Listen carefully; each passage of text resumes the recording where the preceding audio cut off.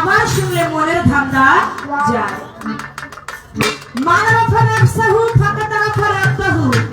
যে চিনে নিজকে সে চিনে তার রবকে, যে নিজকে চিনতে পারে না সে তার স্রষ্টাকেও চিনতে পারে না। আমরা গুরুর কাছে যাই, যদি নিজকে নিজে নাই চিনতে পারি তাহলে গুরুর কাছে যাওয়ার কোনো মানে নাই। এই জন্য গুরুকে চিনতে হবে, আমাকে চিনতে হবে, আমাকে জানতে হবে। আমি তো আমাকে চিনি না। কে কথা ফকির লালন সাহেব বলেছেন, কে কথা কয় রে দেখা যায় না, হাতের কাছে নড়ে চড়ে খুঁজলেও জনমভর মিলে না। কে কথা কয় রে দেখা যায় না। আরেকটি গানে লালন সাহেব বলেছে, বাড়ির কাছে আরশিনগর সেটাই এক পড়শি বসত করে, আমি একদিনও না দেখিলাম। আমার বাড়ির কাছেই পড়শি বসত করে, কিন্তু আমি তারে একদিনও দেখলাম না। আমার দয়াল বলছে হানিফ সরকার, এই হানিফটা কখনো আল্লাহ না, এই হানিফটা হলো আত্মা যেটা মিশে যায়। দয়াল আমি এই হানিফটাকে চিনতে চাই। যে হানিফ আমার মধ্যে আছে, কিন্তু আমি সে আমার মধ্যে থেকে কথা বলে, কিন্তু আমি তারে দেখি না, আমি তাকে চিনি না। আমি তাকে দেখতে চাই, আমি তাকে চিনতে চাই। আপনারা ঝিটকা শরীফের মধ্যে একজন আল্লাহর ওলি, যার নাম হযরত দয়াল বাবা দেওয়ান রশিদ, তার নাম শুনেছেন কিনা? ঝিটকা শরীফের মধ্যে আল্লাহর ওলি হযরত দয়াল বাবা দেওয়ান রশিদ, তার বাড়িতে কিন্তু উদি বাড়ি থেকে একজন মাওলানা গিয়েছিল, যার নাম ছিল মনসুর মাওলানা। কুটি মনসুর মাওলানা। আগে কাজটা সারি দাও বাবা।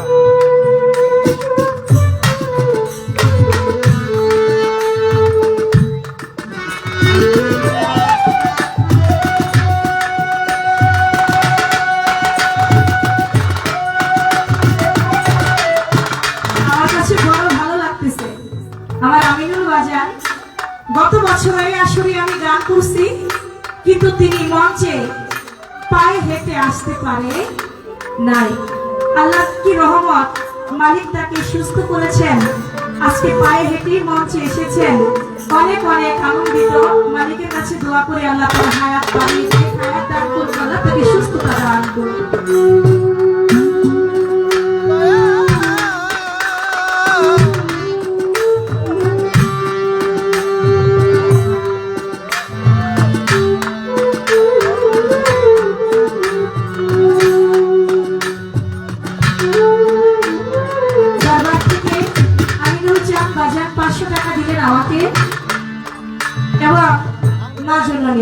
দিনে আরো 500 টাকা দিয়েছে, গামছা দিয়েছে, ফুলের মালা দিয়েছে।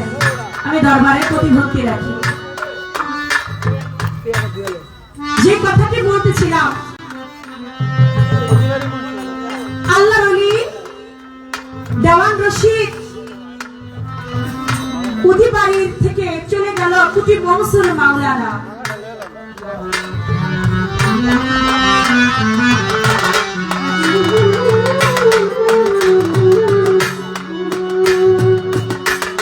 কথাটি লক্ষ্য করে শুনবেন। গুরু শিষ্য পাড়া তো একটু ভাব বিনিময়ের কথা না হলে এই পাড়ার মধ্যে কোনো আনন্দ না।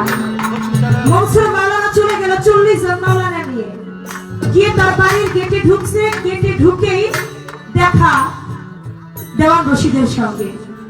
বলে, এটা কি দেওয়ান রশিদের বাড়ি? বলে, আমি জানি না। ওই বাড়িটাতে কি দেওয়ান রশিদ থাকে? বলে, আমি জানি না। বলে, আপনি দেওয়ান রশিদকে চিনেন না? বলে, না, আমি দেওয়ান রশিদকে চিনি না। আস্তে করে বাড়ির ভিতরে ঢুকছে। ঢুকে দেখে তার ভক্তরা ঘোরাফেরা করছে দরবার দিয়ে। বলে, তোমরা যারা আছো, এটা কি দেওয়ান রশিদের বাড়ি? বলে, হ্যাঁ, এটা দেওয়ান রশিদের বাড়ি। বলে, সে কোথায়? গেটের মধ্যে প্রথম ঢুকে যার সঙ্গে কথা বললেন উনি তো দেওয়ান রশিদ।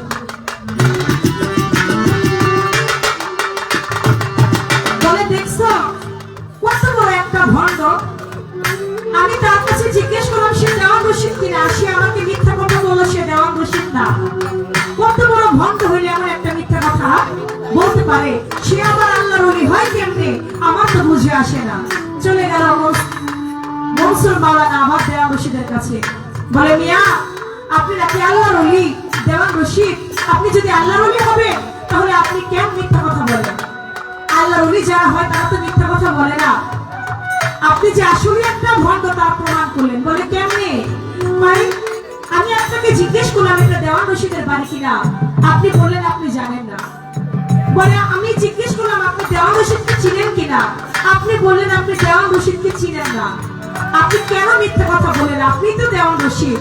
কয় মনসুর মাওলানা তুমি কি বলতে পারো এই যে আমি এই ঘরটার মধ্যে 40টা বছর ধরে আমি দেওয়ান রশিদ বাস করি, একটা দিনের জন্য তো আমি দেওয়ান রশিদ আমাকে কোনোদিন আমি দেখলাম না।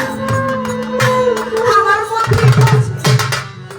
মধ্যে থেকেই কথা বলছে ওই একটা দিন আমি দেওয়ান রশিদ আমাকে তো আমি কোনোদিনও দেখি নাই। দয়াল সে আল্লাহর একজন ওলি। এই কথা মনসুর মাওলানা যখন শুনলো যে তার মধ্যে থেকে ঘরটার মধ্যে বাস করে সে একজন আল্লাহর ওলি হয়ে যদি তাকে কোনোদিন না দেখে তাহলে আমি মনসুর আমি কি? আমি তো কোনো কিছুই না। ভক্তি দিয়ে পড়ে গেল দেওয়ান রশিদের পায়ের মধ্যে। সেখানে 40 জন মাওলানা দেওয়ান রশিদের হাতে হাত রেখে বায়াত গ্রহণ করে তারা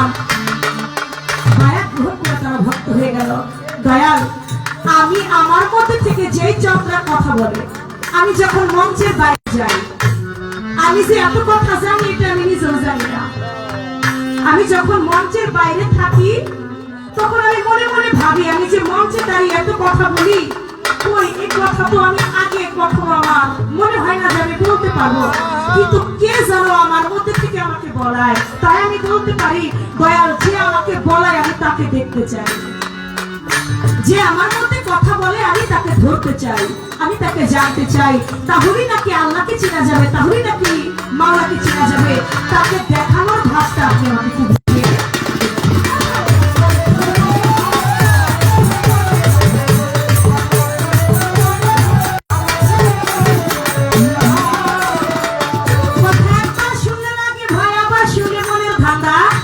যায়। রমণীর পরে এক ছেলে স্বামী তারা ডাকে মা বলে, বউরে কি মা কয়ে ডাকলে তো বউ তালাকি হয়ে যায়।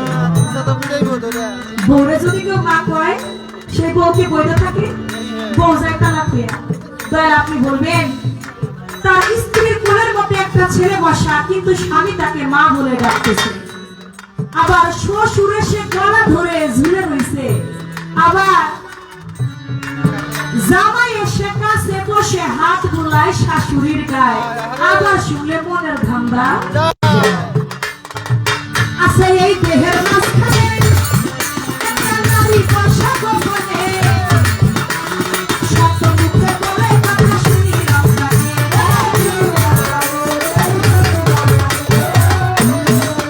আমার দেহের মাঝখানে একটা নারী বসা গোপনে, শত মুখে বলে কথা শুনিলাম কানে। তার দক্ষিণেতে আরেক নারী 2 লাখ মুখে কথা কয়। দয়াল মানুষের মুখ তো একটা, কিন্তু 2 লাখ মুখে যে কথা কয় 2 লাখ মুখটা আছে কোনটা? এই 2 লাখ মুখের বিষয়টা কি? বেশি কথা না, গানের মধ্যে মাত্র 2টা কথা। আশা করছি আমার গুরুজি লক্ষ্য করে শুনতে পারবেন।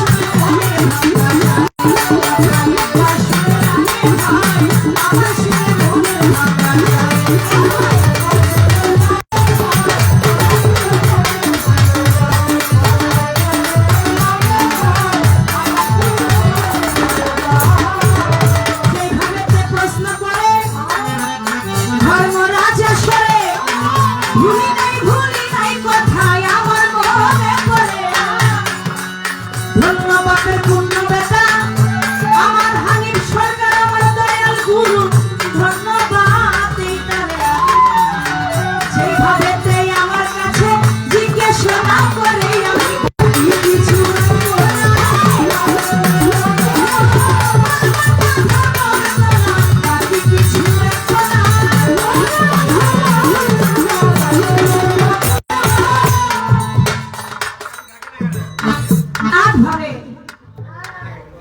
গুরুকে ভজন করতে হয়, গুরুকে সেবা দিতে হয়।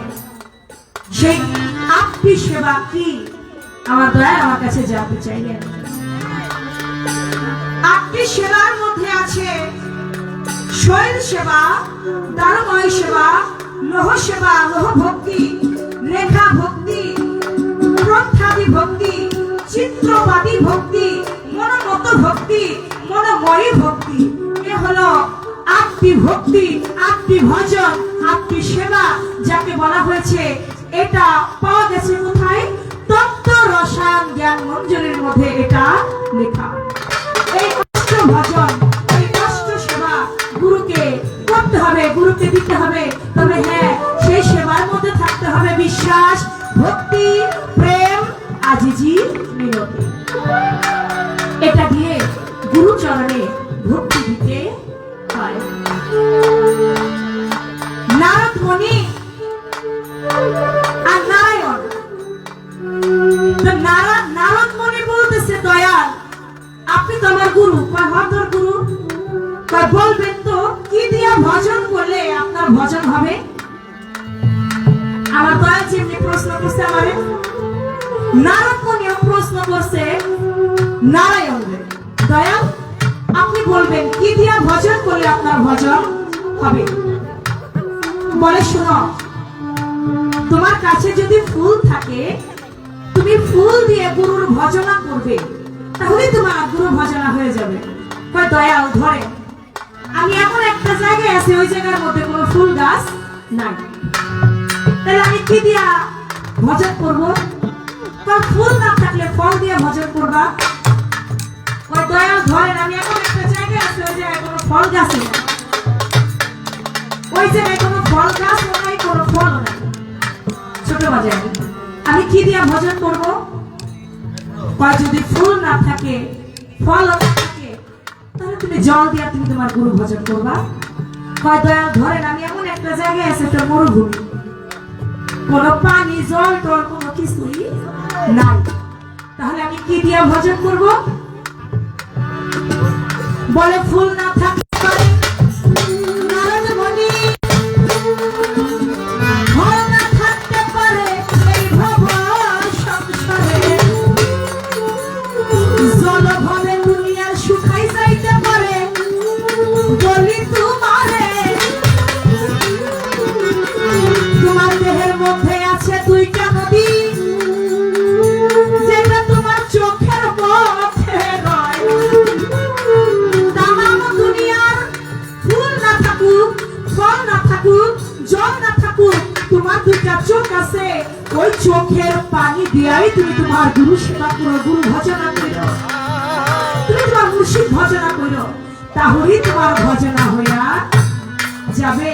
দয়াল আমার কোনো কিছুই নাই, আমার ফুল নাই, ফল নাই, জল নাই, কোনো কিছুই নাই, কিন্তু আমার দুই চোখের পানি আছে যেটা দিয়েই আমি আমার মুর্শিদের সেবা করতে পারি, যেটা দিয়ে আমি আমার বৈরাবরীর সেবা আমি করি, যেটা দিয়ে আমি আমার হানিফ চাঁদের সেবা করে থাকি, ভজনা করে থাকি। এই ছিল আমার গায়ের কথা। আমি একটা কথার জবাব দেওয়ার চেষ্টা করি।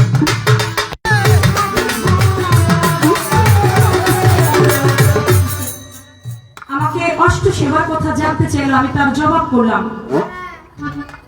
আপনি আমাকে যেখান থেকে দয়া জানতে চাইছেন আমি এই জায়গা থেকে আপনার কাছে একটা কথা জানবো। অষ্ট শক্তি অর্জন না হইলে সেও কখনো গুরুর ভক্ত হইতে পারে না। আমি তো শিষ্য, দয়ালে যদি আমার খেলাফত না দেয় তাইলে কেমন হয়ে যায়? কতদিন আর শিষ্য থাকবো? আমারও তো কতজন বাপ হইতে চায়, বাবা হইতে চায়। এই যে আমার দুইজন আছে না, এরা তো আমার পিছনে ঘুরে আমারও তো বাপ হইতে চায়। দয়া যদি খারাপ কথা দিয়ে দেন, এই জন্য এখান থেকে একটু জানবো দয়াল, আপনি বলবেন অষ্ট শক্তি কোন শিষ্য যদি অর্জন করতে না পারে সে ভক্ত হইতে পারে না। আপনি বলবেন সেই অষ্ট শক্তিটা কি, কিভাবে অর্জন করতে হয়, তাহলে সে ভক্ত হইতে পারবে। আমি ভক্ত হইলে আমি তো মুক্ত হয়ে যাব, আর যখন মুক্ত হয়ে যাব তখনই আমার গুরুচরণে আমার ভক্তি হইয়া।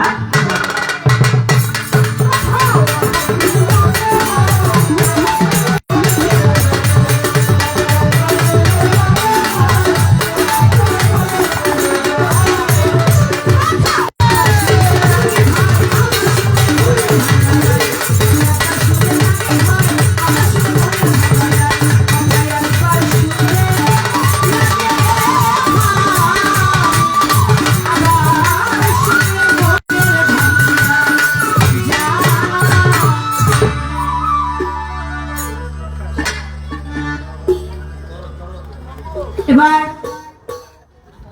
কি দিয়ে ভজন করব তার জবাব করলাম। আরেকটা প্রশ্ন আমার কাছে রয়ে গেছে, তুমি তোমার দেহের কোন জায়গায় তোমার গুরুকে তুমি বসাবে? তোমার দেহের ভিতর তো আল্লাহর স্থান তোমার বাম পাশে, রসুলের স্থান তোমার ডান পাশে, তোমার পিতা মাতা আত্মীয় সুজন সন্তান সন্ততি নানা ভাবে তোমার দেহের ভিতর তো তারা স্থান নিয়েছে। তাহলে তোমার গুরুর স্থানটা তুমি কোথায় রেখেছো? তোমার গুরুকে তুমি কোথায় বসাবে?